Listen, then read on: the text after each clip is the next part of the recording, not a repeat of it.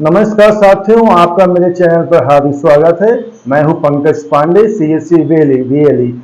आज हम आपको एक बहुत ही महत्वपूर्ण जानकारी देने जा रहे हैं और कृपया करके वीडियो पर पूरी तरह से आप बने रहें।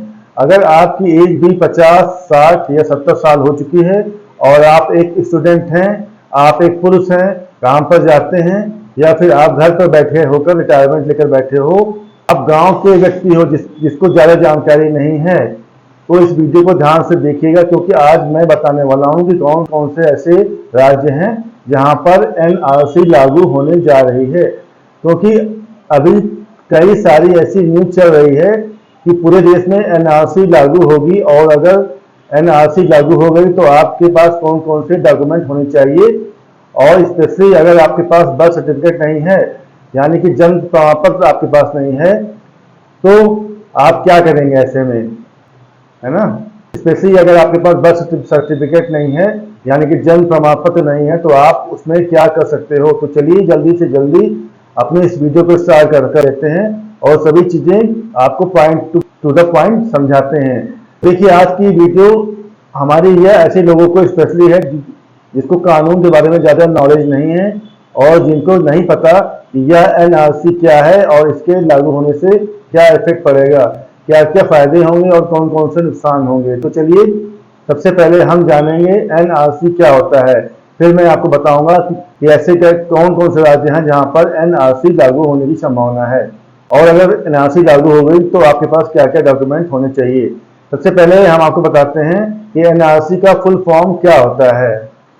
एनआरसी का फुल फॉर्म होता है नेशनल रजिस्टर ऑफ सिटीजन्स, यानी कि भारत देश में जितने भी वैध नागरिक हैं उनका नाम लिखा हुआ एक रजिस्टर, यानी कि एक लिस्ट जिसमें सभी वैध नागरिकों की सूची होती है, यानी कि उसका नाम उसमें लिखा होता है।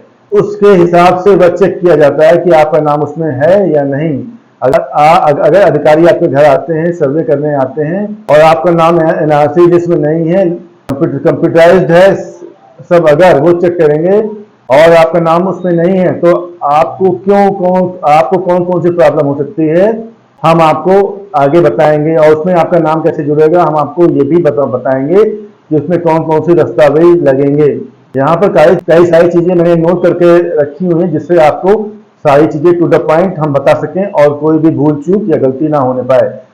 तो देखिए, यहाँ पर मैंने ऑलरेडी लिखा हुआ है कि वर्तमान में एनआरसी की स्थिति क्या है और लागू होने की कितनी संभावना है। देखिए, पूरे भारत में एनआरसी फिलहाल लागू नहीं है। कई सारे ऐसे वीडियो बन रहे हैं कि पूरे देश में एनआरसी लागू हो गई है, हर राज्य में लागू हो गई है, जबकि सच्चाई यह है कि अभी यह पूरे भारत में लागू नहीं हुई है।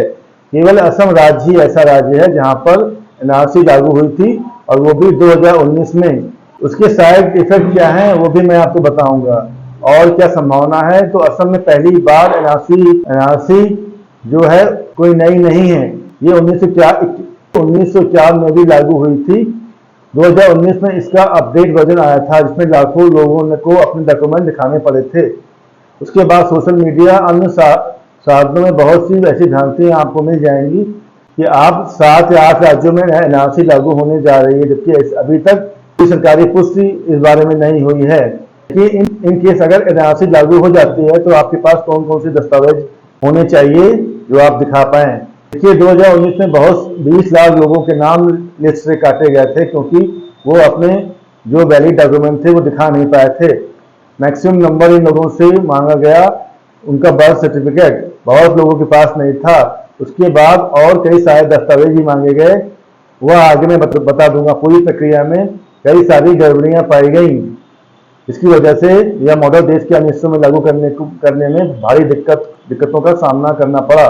जब जन्म प्रमाण पत्र नहीं है तो आपके पास क्या विकल्प है। मान लीजिए इन केस अगर अगले महीने या नेक्स्ट ईयर एनआरसी लागू हो जाती है, तो आप क्या करेंगे। आपको क्या करना है, अगर आपके पास जन्म प्रमाण पत्र नहीं है, आपकी 40 साल, 70 साल या 80 साल है, तो आपके पास जन्म प्रमाण पत्र होगा भी नहीं, मैं दावे के साथ कह सकता हूं। क्योंकि पहले बहुत से लोग उस टाइम जागरूक नहीं थे और वो जन्म प्रमाण पत्र बनवा नहीं पाए, क्योंकि जन्म प्रमाण पत्र खुद ही समझ सकते हैं कि इतने कागजों का महत्व था, क्योंकि उस जमाने में इतने कागजों का महत्व नहीं हुआ करता था। घर में कोई पैदा हुआ था, उसका रिकॉर्ड ही नहीं था, तो इस वजह से कोई जन्म प्रमाण पत्र नहीं बना पाया।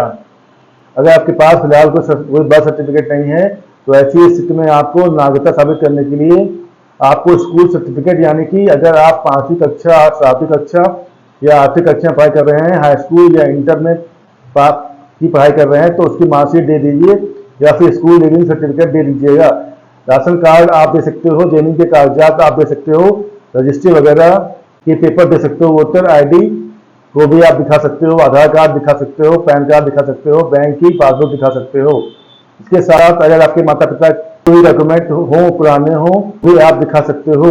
उसके बाद यहाँ से प्रक्रिया में सुप्रीम कोर्ट ने कहा कि केवल जन्म प्रमाण पत्र के ना होने पर किसी को नागरिकता से वंचित नहीं किया जा सकता। यानी कि अगर आपके पास बर्थ सर्टिफिकेट नहीं है तो ऐसा नहीं है कि आपका नाम लिस्ट से कट जाएगा या फिर आपको अन्य सरकारी सुविधाओं का लाभ नहीं मिलेगा।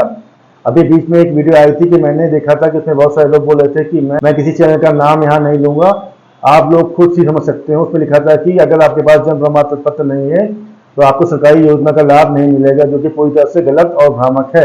ऐसा ना तो कभी हुआ है और ना ही कभी होगा। सुप्रीम कोर्ट की बड़ी बातें और न्यायिक आदेश, अब सुप्रीम कोर्ट का इसमें इंटरफेयर है, तो इस बारे में मैं कुछ नहीं कहना चाहूंगा। सुप्रीम कोर्ट ने यह स्पष्ट कहा है कि नागरिकता का मामला बहुत ही संवेदनशील है, जिससे किसी भी भारतीय नागरिकता को सिर्फ जन्म प्रमाण पत्र न होने के कारण नागरिकता से वंचित नहीं किया जा सकता। इसके अलावा कोर्ट ने यह भी कहा कि जिसके पास अन्य विश्वसनीय दस्तावेज हैं वे भी अपनी नागरिकता उन दस्तावेजों से सिद्ध कर सकते हैं। इसके बाद मूल अधिकार किसी भी नागरिकता का बिना ठोस करार या पर्याप्त जांच के घोषित कर सकते। यानी कि अगर आपके पास डॉक्यूमेंट नहीं है तो भी आपको एक मौका देना होगा उसको अन्य डॉक्यूमेंट दिखाने के लिए। तो आपको आज की वीडियो कैसी लगी? उम्मीद है कि वीडियो पसंद आई होगी। वीडियो अच्छी लगे तो लाइक और सब्सक्राइब कीजिए। धन्यवाद, नमस्कार।